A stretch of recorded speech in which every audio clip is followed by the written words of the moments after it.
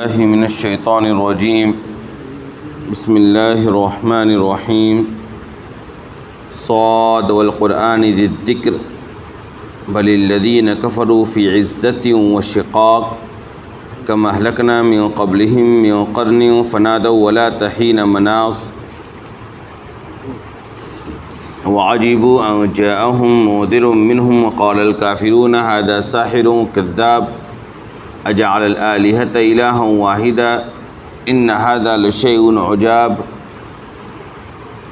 وانطلق الملأ منهم أن امشوا واصبروا على آلهتكم إن هذا لشيء يراد ما سمعنا بهذا في الملة الآخرة إن هذا إلا اختلاق أنزل عليه الذكر من بيننا بل هم في شك من ذكري بل لما يذوقوا عذاب أم عندهم خزائن رحمة ربك العزيز الوهاب أم لهم ملك السماوات والأرض وما بينهما فليرتقوا في الأسباب جند ما هنالك مهزوم من الأحزاب كذبت قبلهم قوم نوح وعاد وفرعون ذو الأوتاد وثمود وقوم لوط وأصحاب الأيكة أولئك الأحزاب إن كل إلا كذب الرسل فحق عقاب وما ينظر هؤلاء إلا صيحة واحدة ما لها من فواق وقالوا ربنا عجل لنا قطنا قبل يوم الحساب.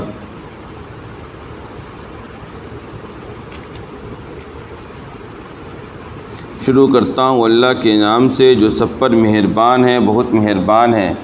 صاد قسم ہے نصیحت سے بھرے قرآن کی کہ جن لوگوں نے کفر اپنا رکھا ہے وہ اس وجہ سے کفر کی روش کو اختیار کر رکھا ہے کیونکہ وہ تکبر اور ہٹ دھرمی میں مبتلا ہیں۔ ہم نے ان سے پہلے کتنی قوموں کو ہلاک کیا کہ انہوں نے اس وقت آواز دی جب ان کے لیے بچنے کا کوئی وقت نہیں رہا۔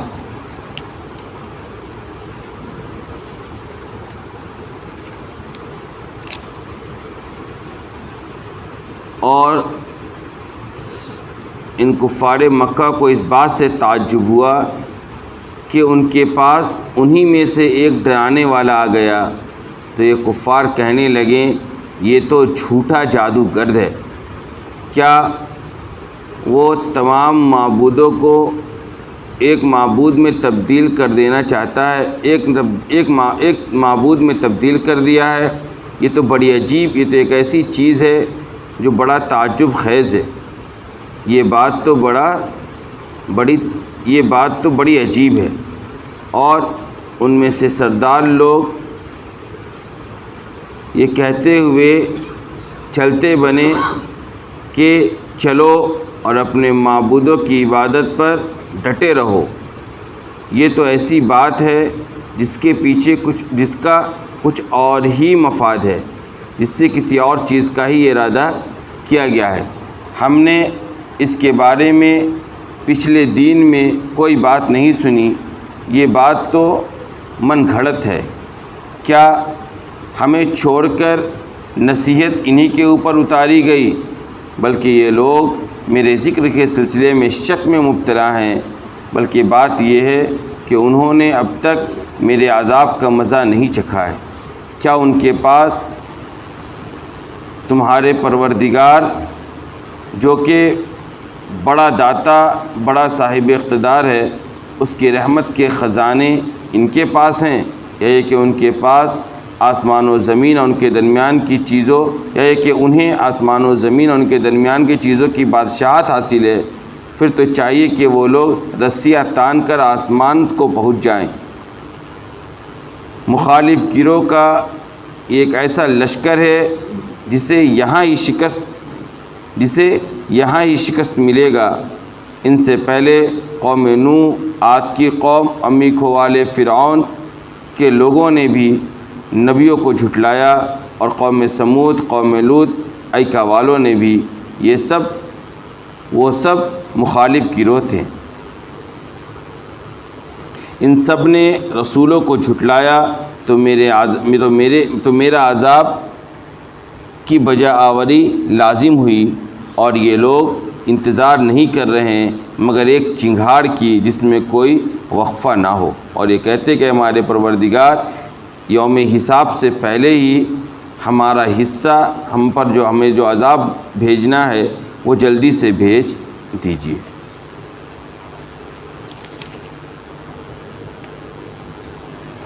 سورہ صاد کی ابتدا ہے آج۔ اس صورت کے اندر، یہ صورت اولاً تو مکی صورت ہے، یعنی ہجرت سے پہلے نازل کی گئی ہے، اور اس صورت کے اندر 28 آیتیں اور 5 رکوع ہیں۔ سورہ صاد کے اندر 88 آیتیں اور 5 رکوع موجود ہیں، اور یہ سورہ مکی ہے، یعنی اس کا نزول ہجرت سے پہلے ہوا ہے۔ اس سورت کے نزول کا پورا ایک شان نزول ہے، یعنی اس سورت کے نازل ہونے کے پیچھے پورا ایک پس منظر ہے، اس کے پیچھے پورا ایک واقعہ ہے۔ اور وہ واقعہ کیا ہے؟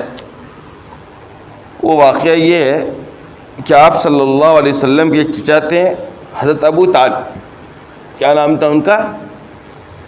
حضرت ابو طالب۔ یہ اسلام تو نہیں لائے تھے، لیکن آپ صلی اللہ علیہ وسلم کے بڑے معاون ثابت ہوئے تھے، یعنی ہمیشہ آپ کی حمایت کیا کرتے تھے، آپ کی مدد کیا کرتے تھے، آپ کا ساتھ دیا کرتے تھے۔ ایک مرتبہ کا واقعہ یہ ہوا کہ آپ صلی اللہ علیہ وسلم جب مکہ مکرمہ کے اندر دین حق لے کر آئے اور آپ نے لوگوں کو دعوت دینی شروع کی، تو سب سے پہلے آپ نے کس چیز کی دعوت دی؟ وحدانیت کی، کہ ایک خدا کی عبادت کرو، خدا ایک ہی ہے، اس کے علاوہ تم لوگوں نے جو معبودان باطلہ کو اپنا خدا حقیقی سمجھ رکھا ہے وہ سب کیا ہے؟ فراڈ ہے، جھوٹ ہے، ان کی کوئی حقیقت نہیں، یہ سب کے سب کیا ہے؟ باطل ہیں، اور حقیقت یہ ہے کہ خدا صرف اور صرف ایک اللہ تبارک و تعالیٰ کی ذات ہے۔ اور آپ صلی اللہ علیہ وسلم ان کے بتوں کے بارے میں یہ کہا کرتے تھے کہ دیکھیے یہ نہ کسی قسم کے نفع کے مالک ہے اور نہ ہی کسی قسم کے نقصان کے مالک ہیں، اور یہ سب کے سب کیا ہیں؟ گمراہی کے راستے پر پڑے ہوئے۔ یہ آپ بات کیا کرتے تھے، اور اس کو لے کر آپ کا کفار مکہ سے مقابلہ تھا، وہ طرح طرح سے آپ سے مقابلہ کیا کرتے تھے، آپ کی لائی ہوئی شریعت کو، آپ کی لائی ہوئی وحیوں کو وہ کیا کرتے تھے؟ کبھی شعر و شاعری کہا کرتے تھے، کبھی جادو کہا کرتے تھے، کبھی آپ کو مجنون اور دیوانہ کہا کرتے تھے، کبھی کہا کرتے تھے۔ یہ سب کیا ہے؟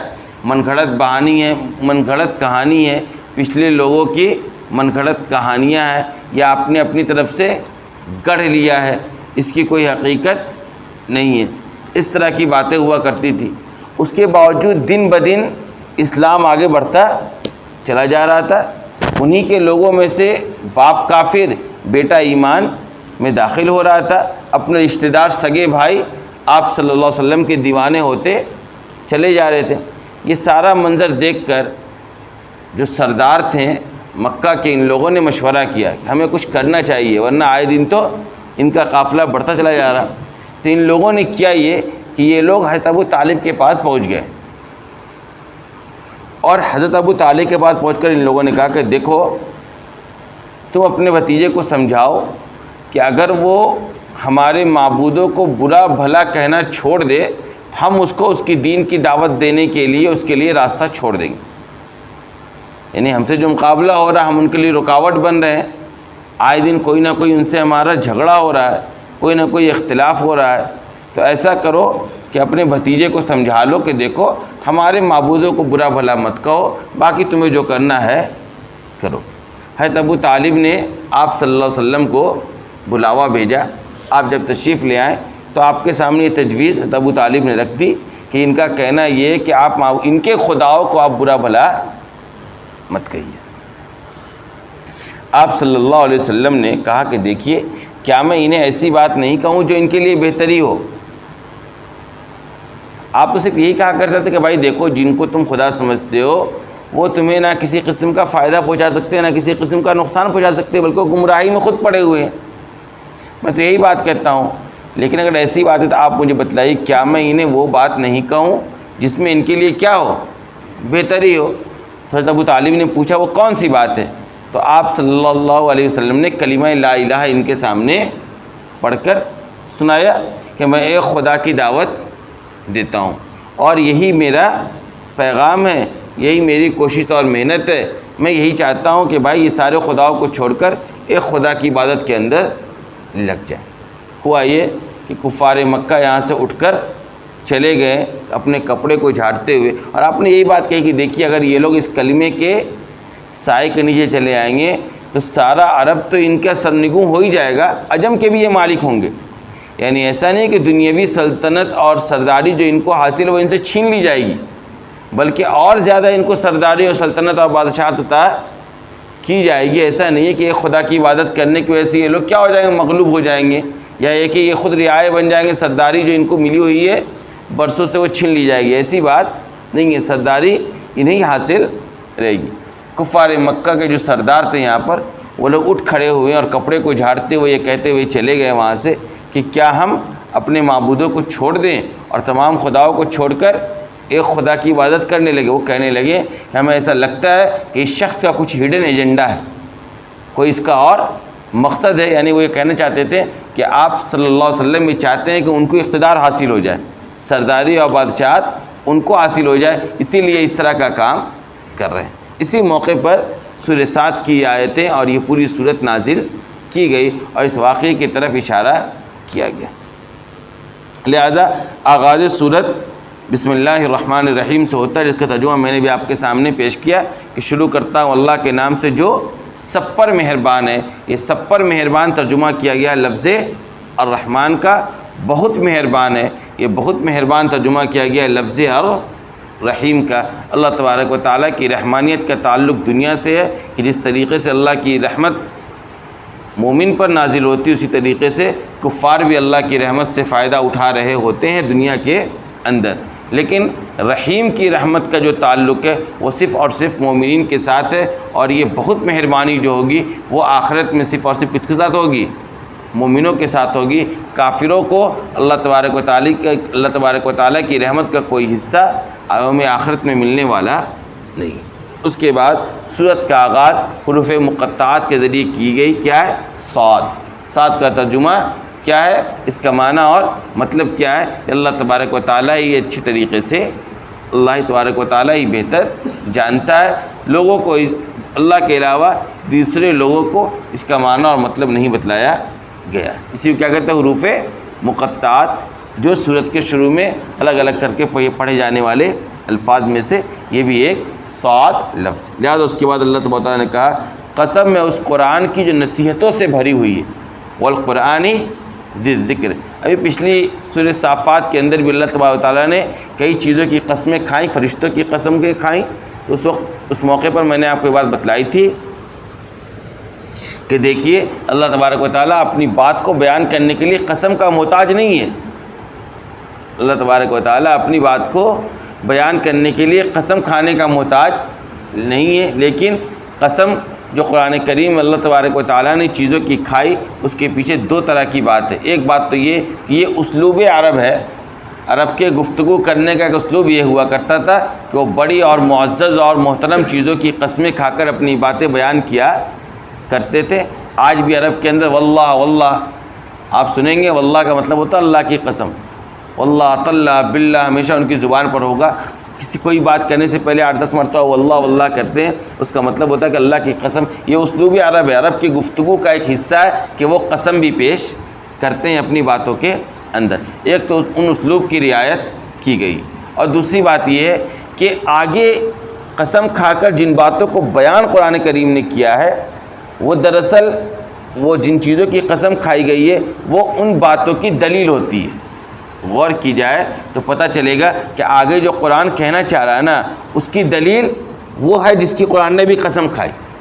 یعنی قرآن جو دعویٰ کر رہا ہے قسم کھانے کے بعد، جو جواب لا رہا ہے قسم کا، جو باتیں پیش کر رہا ہے، اس کی دلیل دیکھنی ہے تو وہی چیزیں۔ اس کے پیش نظر بھی اللہ تبارک و تعالیٰ نے چیزوں کی قسمیں کھائی ہیں، اور مومنین کے لیے مسئلہ یہ ہے کہ اللہ تبارک و تعالیٰ کی ذات کے علاوہ کسی اور چیز کی قسم نہیں کھا سکتا ہے۔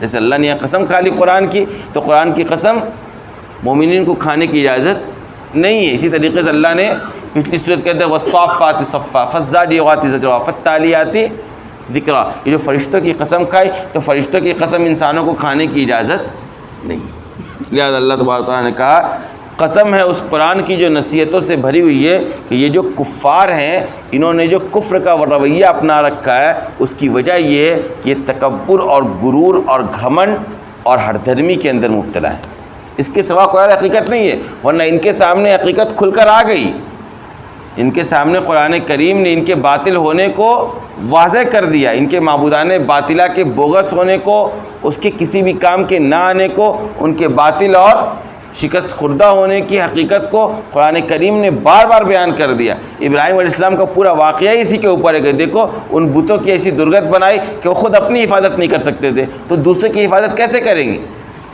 یعنی مختلف پیراوے سے قرآن کریم نے یہ بات سمجھا دی کہ دیکھو ان بتوں کی کوئی حقیقت نہیں ہے، یہ تمہارے تراشیدہ تمہارے من گھڑت خدا ہیں، حقیقی خدا تمہارا رب العالمین ہے، اسی کی عبادت کرو، اسی کے سامنے تمہیں حاضر ہونا ہے، وہی تمہارا مالک ہے، وہی تمہارا خالق ہے، وہی تمہیں رزق دیتا ہے، وہی اسی نے تمہارے لیے ساری کائنات کو پیدا کیا اور اس کو بنایا ہے۔ لہذا اس کے بعد بھی بار بار جب کیا ہو رہا ہے کفار کی طرف سے انکار پایا جا رہا ہے تو اس کی وجہ یہ ہے کہ یہ گھمنڈ اور کے اندر مبتلا ہے، یہ حسد اور بغض کے اندر مبتلا ہے، یہ غرور کے اندر مبتلا ہے، ان کے اندر ضد اور ہر دھرمی ہے جو ان کو ماننے نہیں دے رہی ہے۔ اور بتا دو انہیں کہ مہلکنا من قبلہم من قرن فنادوا ولا تحین مناص، کہ ہم نے ان سے پہلے کئی قوموں کو ہلاک و برباد کیا ہے اس روش اور اس رویے کی وجہ سے۔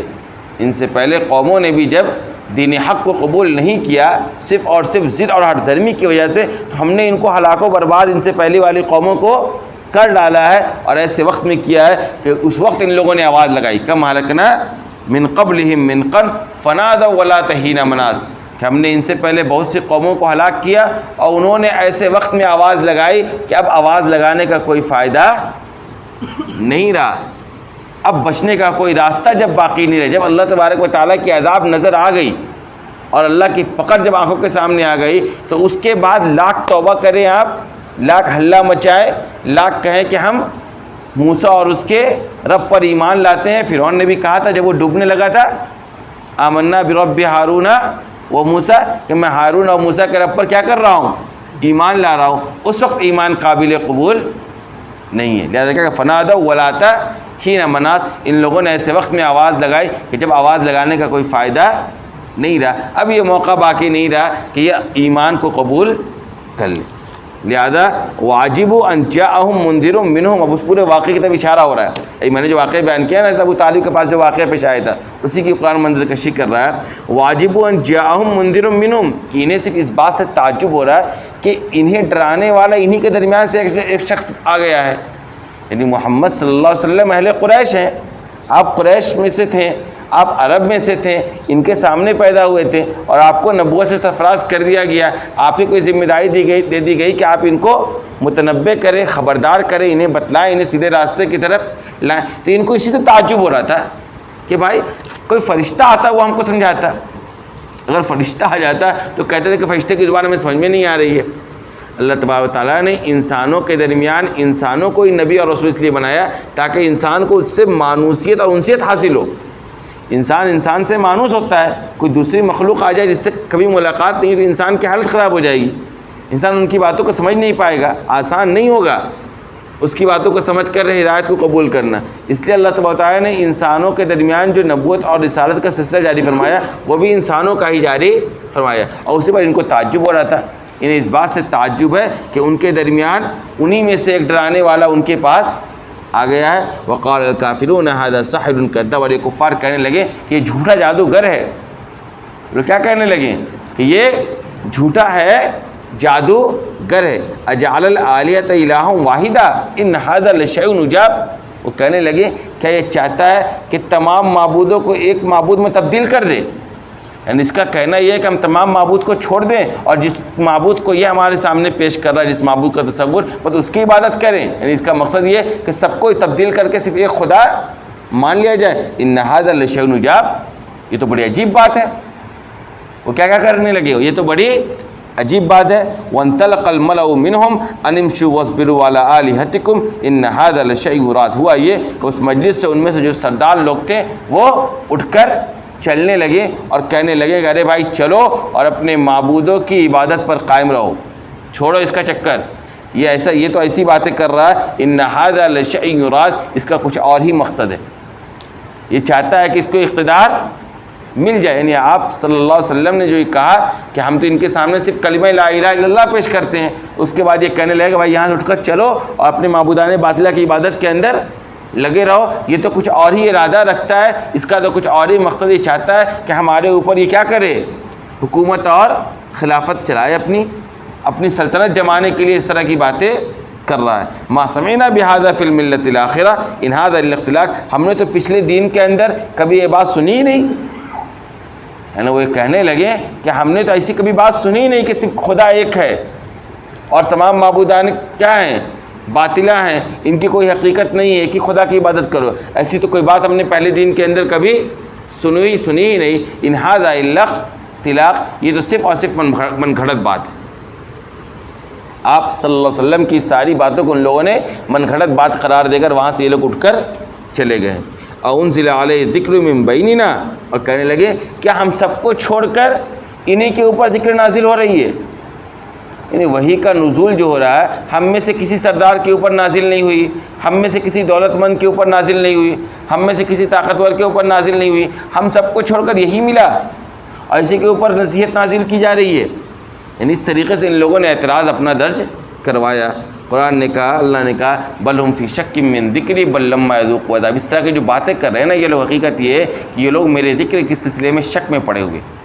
یہ ایسی باتیں کر رہے ہیں گویا انہی کے پاس اللہ کے خزانے کے یہی مالک ہے اور آسمان و زمین کی بادشاہت انہی کو حاصل ہے، لہذا ان کے پسند سے ہی نبوت دی جانی چاہیے تھی کہ جو ان کو پسند تھا اس کو نبوت دے، جن کو یہ پسند نہیں کرتے ہیں ان کو نبی اور رسول نہ بنایا جائے. بات تو ایسے ہی کر رہے ہیں، بات تو ایسے کر رہے ہیں، لگ رہا کہ سارے خزانے کے مالک یہی ہے، ساری بادشاہت، سارا پاور، ساری طاقت انہی کو حاصل ہے اور یہ جن کو چاہے ان کو نبی بنا دیا جاتا اور جن کو یہ پسند نہیں کر رہے ان کو نبی اور رسول نہیں بنایا جاتا.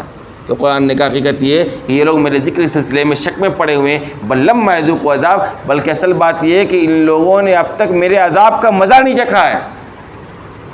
یہ ساری باتیں اسی وجہ سے کر رہے ہیں کہ ابھی میرے عذاب کا مزہ ان لوگوں نے چکھا نہیں ہے. جہاں میرے عذاب کا مزہ یہ لوگ چکھیں گے تو سارا دماغ ٹھکانے لگ جائے. اس قرآن نے کہا ام عندہم خزائن رحمت ربک العزیز الوہاب، کہ تمہارا جو پروردگار ہے، جو بڑا داتا ہے، بڑا صاحب اقتدار ہے، اس کے رحمت کے خزانے ان کے پاس ہیں.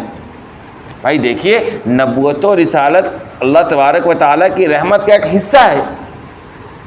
نبی اور رسول اگر کسی کو بنایا جا رہا ہے تو اللہ تبارک و تعالیٰ اپنی رحمت کا ایک خاص حصہ اس کے اوپر نازل فرما رہے ہیں. اب یہ اس طرح کی باتیں کر رہے ہیں گویا اس رحمت کے مالک یہ ہیں، اس رحمت کے خزانے کے مالک یہ ہیں اور ان کی پسند کے اعتبار سے کسی کو نبوت دی جانی چاہیے تھی، تبھی نہ اعتراض کر رہے ہیں. آپ صلی اللہ علیہ وسلم کی نبوت و رسالت پہ یہ سردار اسی لیے تو اعتراض کر رہے ہیں گویا کہ یہ کیا ہے، رحمت کے خزانے کے مالک ہیں. بلکہ ام لہم ملک السماوات والارض وما بینہما، یا یہ کہ آسمانوں اور زمین اور ان کے درمیان کی چیزوں کی بادشاہت بھی انہی کو حاصل ہے. یعنی ساری کی ساری دنیا انہی کی. جب ایسی بات ہے فلیرتقوا فی الاسباب، پھر تو چاہیے تھا یہ کہ یہ رسیاں تان کر آسمان تک پہنچ جاتے، یہ خود پہنچ جاتے آسمان تک. جس طرح کی باتیں کر رہے ہیں اس سے تو لگ رہا کہ سارا کا ساری دنیا ان کی ہے، ساری بادشاہت ان کو حاصل ہے، ساری چیزیں ان کے اختیارات میں ہیں. پھر تو ان کے کرنا یہ چاہیے تھا کہ یہ رسیاں تان کر سیڑھی لگا کر آسمان تک پہنچ جاتے اور اپنے پسند کے لوگوں کے لیے نبوت لے کر چلے آتے. اور ظاہر سی بات ہے کہ یہ کام ان کے بس کی ہے نہیں. یہ آسمان تک رسی لگا کر، رسی کو پکڑ کر آسمان تک چڑھ نہیں سکتے. جب نہیں چڑھ سکتے ہیں اور اللہ کے فیصلے میں جب ان کا کوئی دخل ہی نہیں ہے تو پھر اللہ نے جو فیصلہ کیا اس کو مانو. پھر اللہ نے جس کو نبی اور رسول بنایا اس کے رسول اور نبی مانو. پھر یہ اعتراض کرنے کا تمہیں کیا فائدہ ہے؟ بھائی فائدہ تو تب ہوتا ہے جب اس نبوت و رسالت کے انتخاب میں تمہارا کوئی مشورہ لیا جاتا ہے یا کہ تمہارا کوئی دخل ہوتا ہے، تمہیں اس میٹنگ کے اندر بلایا جاتا ہے، تب نہ تمہارا اعتراض کچھ چلتا ہے بھی. تو تمہارے پاس تو کوئی پاور ہی نہیں ہے، تمہارے پاس تو کوئی اختیار ہی نہیں ہے، پھر تم اس طرح کی باتیں کیوں کر رہے ہو؟ گویا کہ سارا اختیار تمہیں کو تھا۔ لوگ کہتے ہیں نا کہ ہماری مرضی کا مکھیا نہیں بنا، ہم اس کی مانیں گے نہیں۔ ارے میرے بھائی، اگر تمہاری مرضی کا مکھیا ہی بنتا تو تم نے بنا کیوں نہیں لیا؟ ہے نا بھائی، بس وہی بات ہے۔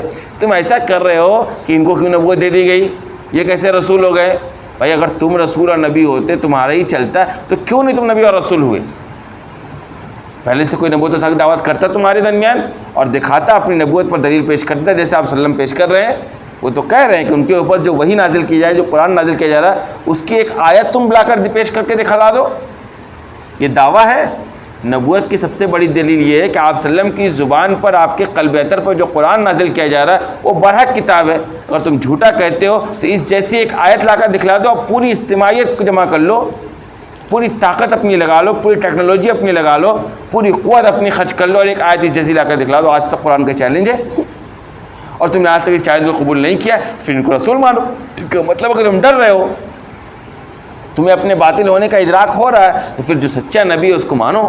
اسی میں عقل مندی ہے، ورنہ پھر کر اللہ کے عذاب کے مستحق بنو۔ اس لیے اللہ نے کہا کہ سن لو، اصل بات یہ جندم ما ہنالک محزوم من الاحزاب، مختلف گروہ کا یہ ایسا لشکر ہے تو یہی شکست کھائے گا۔ ان کو جتنا یہاں ڈنگنا ہے ڈنگنے دو، جتنی تمہاری مخالفت کرنی ہے کر دو۔ یہ مخالف گروہ کا ایسا لشکر ہے جو یہی شکست کھائے گا۔ اس آیت کے اندر فتح مکہ کی پیشن گوئی کر دی گئی کہ ان قریب یہ شکست کھائیں گے اور یہی شکست کھائیں گے اسی دنیا کے اندر۔ یہ جو بڑبولا پن ہے نا ان کا، یہ بڑبولا پن ہے، یہ تم اس طرح کی باتیں کر رہے ہیں، تمہارے دین کے خلاف جو اس طرح کی باتیں کر رہے ہیں، تمہیں جو جادوگر بتلا رہے ہیں، تمہیں جھوٹا کہہ رہے ہیں نا، یہ سب بڑبولا پن ان کا ختم ہونے والا ہے اور یہیں یہ شکست سے دوچار ہوں گے۔ اور یہی ہوا بھی آگے چل کر سنہ 8 ہجری کے اندر فتح مکہ ہوا۔ یہ سب کے سب سرنگو ہو گئے، سب کے اوپر آپ صلی اللہ علیہ وسلم کو اللہ تبارک و تعالیٰ نے سیادت اور سرداری اور بادشاہت عطا کر دی۔ یہ سب کے سب یہیں پر شکست کھائیں۔ قرآن نے کہا سن لو، حقیقت یہ کذبت قبلہم قوم نوح وعاد وفرعون وذو الاوتاد، کہ ان سے پہلے نوح کی قوم، عاد کی قوم، میکو والے فرعون کی قوم، سب نے نبیوں کو جھٹلایا ہے، سب نے نبیوں کو جھٹلایا۔ اور سن لو، جھٹلانے کا نتیجہ یہ ہوا وثمود قوم لوط واصحاب الایکہ، قوم سمود، قوم لوط، اصحاب الایکہ، سب نے نبیوں کو جھٹلایا۔ اور ہوا کیا؟ اولئک الاحزاب، یہ سب مختلف گروہ ہیں، یہ سب مخالف گروہ ہیں۔ یہ جتنے تھے نا جھٹلانے والے، یہ سب نبیوں کے مخالف گروہوں کے افراد تھے۔ ان کل الا کذب الرسل فحق عقاب، ان سب نے رسولوں کو جھٹلایا، لہذا ہوا یہ جھٹلانے کا نقصان یہ ہوا کہ میرا عذاب ان کے اوپر آ پہنچا، میرے عذاب کے یہ لوگ مستحق بن گئے، میرے عذاب کی نزول کا یہ لوگ ذریعہ بنے۔ ان لوگوں نے جھٹلایا تو پھر ہمارے عذاب نے جب آ کر ان کو پکڑا تو پھر کوئی ان کا نام لیوا، کوئی ان کا مددگار بھی سامنے نہیں آیا۔ لہذا ان کی حالت یہ کفار مکہ کی، وما ينظر هؤلاء الا صيحة واحدة ما لها من فواق، حقیقت یہ کہ یہ لوگ بھی ایک چنگھاڑ کا انتظار کر رہے ہیں، ایک چیخ اور ایک عذاب اور ایک سور پھونکے جانے کا یہ لوگ بھی انتظار کر رہے ہیں، جس کے بعد کوئی وقفہ نہیں ہوگا۔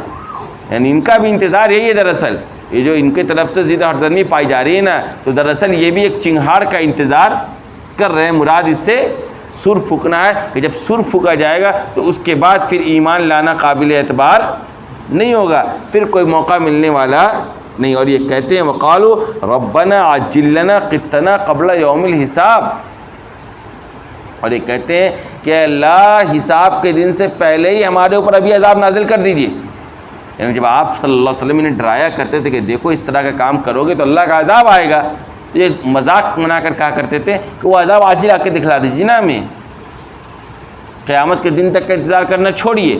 وقالوا ربنا عجل لنا قطنا، ہمارا جو حصہ ہے نا عذاب کا وہ ہمارے اوپر آج ہی جلدی آپ بھیج دیجئے، یوم الحساب کا انتظار کرنے کی ضرورت نہیں۔ یہ اس طرح کی ان کی باتیں ہوا کرتے تھی۔ اس کے بعد کی جو آیتیں ہیں انشاءاللہ کل آئندہ ہوگا، اس کے اندر چونکہ آپ نے قرآن کریم کا ایک انداز دیکھا کہ قرآن کریم یہ تو سمجھا رہا ہے اس طریقے سے، پھر سمجھانے کے بعد قرآن کریم ماضی کی قوموں کے حالات بھی پیش کرتا ہے، ان کے نبیوں کے ساتھ کیا ہوا اور جھٹلانے والوں کا کیا انجام بد ہوا۔ اس کو لے کر بھی پھر اب آگے چل کے حضرت داؤد علیہ السلام، حضرت سلیمان علیہ السلام کا بھی واقعہ اس صورت کے اندر پھر دوبارہ آنے والا ہے۔ کچھ الگ قسم کا واقعہ بھی ہے اور کوئی خاص واقعہ بھی جس کے علاوہ کہیں اور بھی اس کا ذکر نہیں ہے۔